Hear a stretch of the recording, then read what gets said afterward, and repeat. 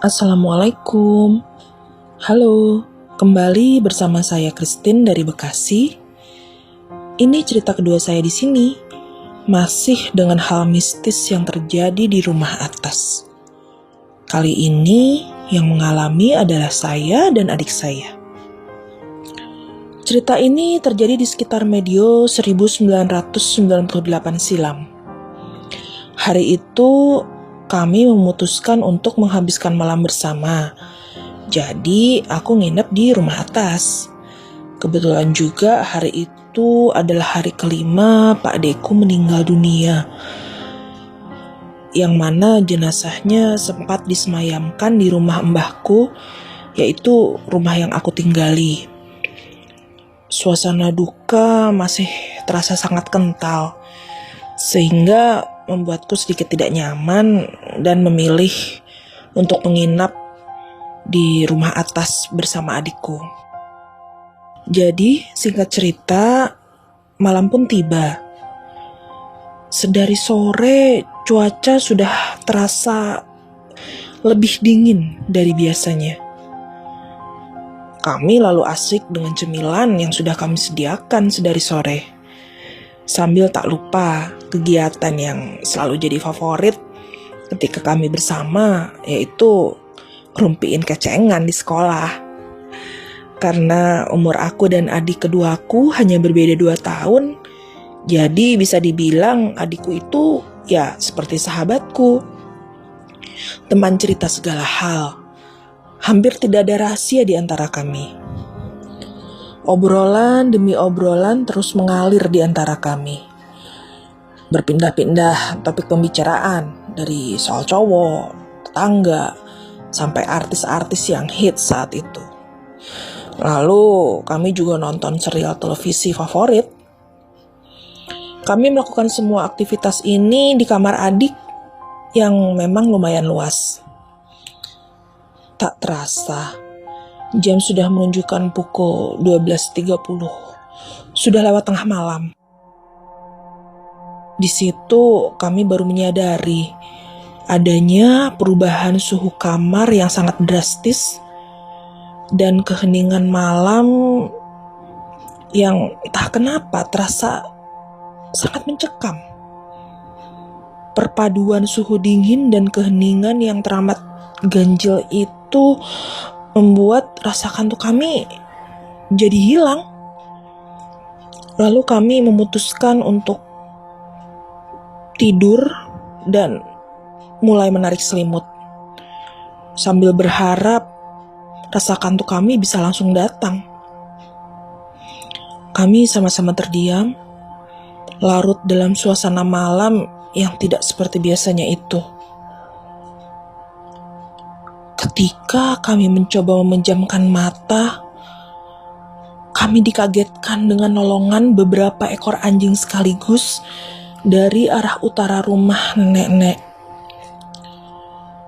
Anjing-anjing itu melolong bersahut-sahutan sambil terdengar seperti mengikuti sesuatu. Dan yang kemudian semakin membuat kami ketakutan adalah lolongan itu semakin mendekat ke arah jendela kamar adik. Sedangkan jarak kamar adik ke jalan di depan rumah nenek itu cukup dekat, sekira 1,5 meter, yang dibatasi oleh pagar besi setinggi dada orang dewasa. Kemudian ditambah lagi, tiba-tiba tercium aroma bunga melati campur bunga kantil yang memenuhi kamar adik. Lolongan-lolongan anjing itu tiba-tiba berhenti di depan kamar adik. Suhu kamar semakin dingin kami rasakan. Sesaat tuh badan kami nge-freeze gitu, beku itu. Dan rasa-rasanya anjing-anjing itu seperti ada persis di depan jendela. Aku bisa mendengar dengusan mereka yang gelisah. Lalu ada salah satu anjing yang menggonggong pelan, membuat kami tersentak kaget dan langsung sama-sama terduduk dari posisi asal kami yang sebelumnya berbaring.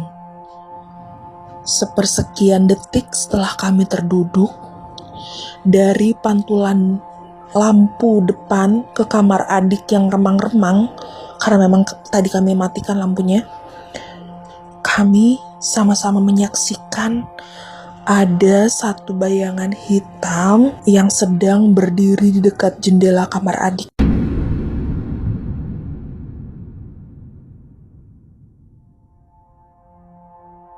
Kami berani bersumpah, tadi gak ada apa-apa di depan jendela. Yang selanjutnya terjadi sungguh membuat kami kayak mau pingsan.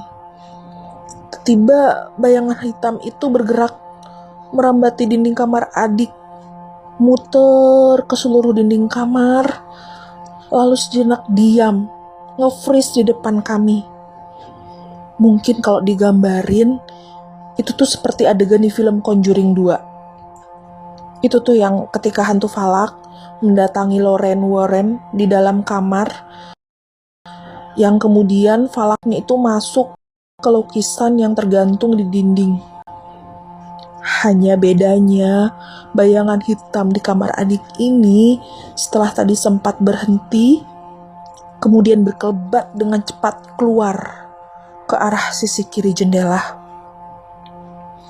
Dan segera setelah bayangan hitam itu hilang, anjing-anjing di luar segera pergi sambil kembali melolong-lolong.